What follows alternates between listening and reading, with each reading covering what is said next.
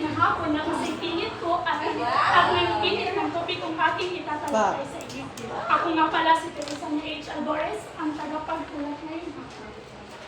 Alam naman natin lahat na walang isang paraan na masasabing mabisang gamitin sa anumang uri ng bansa.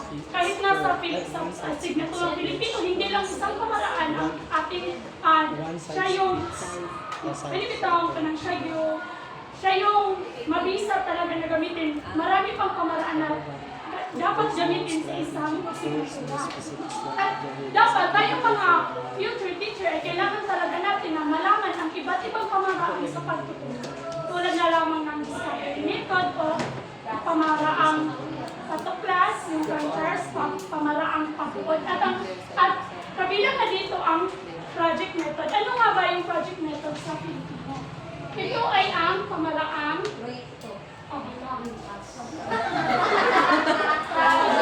Kinsa to? Kinsa to? Proud siya! Proud siya. So, pamaraang pabalag ko, project method. Pakibasa. Ulit, in 3, 2, 1. Go! Ang kamarang ito ay angkop na angkop gamitin sa pagtuturo ng edukasyong panggawain.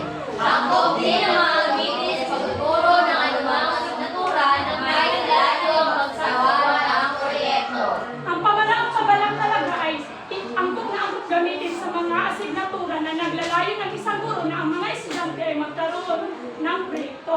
Tulad na lamang sa Pilipino natin, di ba pinapagawa tayo ng dula na i-prepare natin yun. Isa din yun sa project method. At tulad din naman sa EduTen, ang naglalayon yung guro natin na tayo mga estudyante ay makagawa ng proyekto, which is yung scrapbook sa project sa pamaraang pabalag ay dito mapapakita ng mga estudyante ang kanilang pagkamalikhain at mapakita din ng estudyante o mapalawak ang kanyang naintindihan sa asignatura o sa mga topiko na itatalakay ng libro. Di ba sa loob ng scrapbook ay, di ba, magdidisenyo tayo so nalilinan yung ating pagkamalikhain at doon sa loob ng scrapbook ay mapalawak pa natin yung naiintindihan natin sa topikong na itatalakay sa atin.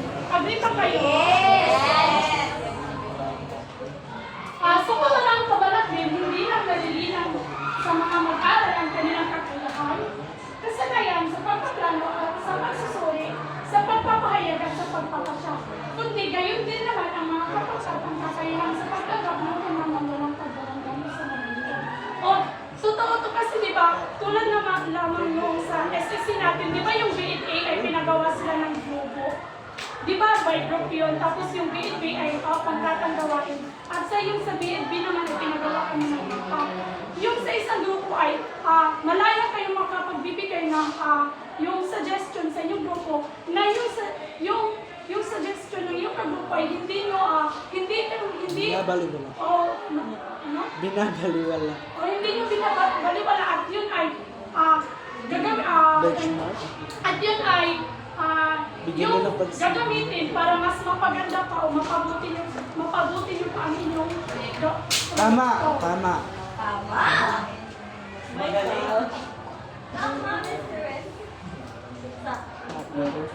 So, ang pamaraang pabalag ay may 4 na bangko at 4 steps. Ito ay ang paglalayo o purposing, pagbabalak o planning, pagsasagawa o executing, pagpapasya o evaluating or judging. Dito tayo sa paglalayo o purposing. Dito sa paglalayo o purposing, dito, ano nga ba ang ginagawa ng guro dito sa paglalayo o purposing? So, sa pamaraang pabalag, dito sa paglalayo, ang guro ay dito ay tumutukoy siya o nagbibigay siya ng mga layunin o adhikain para sa mag-aaral. Ano nga ba yung sa pagpapagawa ng proyekto, ano nga ba yung layunin niya para sa proyektong kanyang ipapagawa sa mga mag-aaral?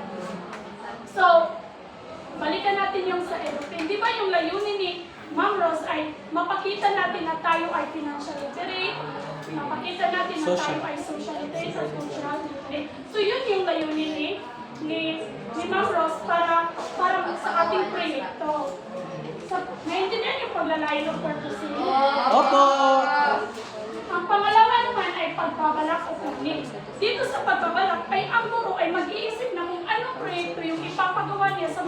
sa mga mag-aaral na ito ay na ito ay konektado sa layunin na kanyang ipapagawa ko. So, yung layunin ng guro ni Ma'am Rose ay na maipapakita natin yung ating na tayo ay financial literate, multicultural literate. So, ano yung proyektong kanyang iniisip, di ba? Iniisip niya na, gagawin natin sila ng scrapbook.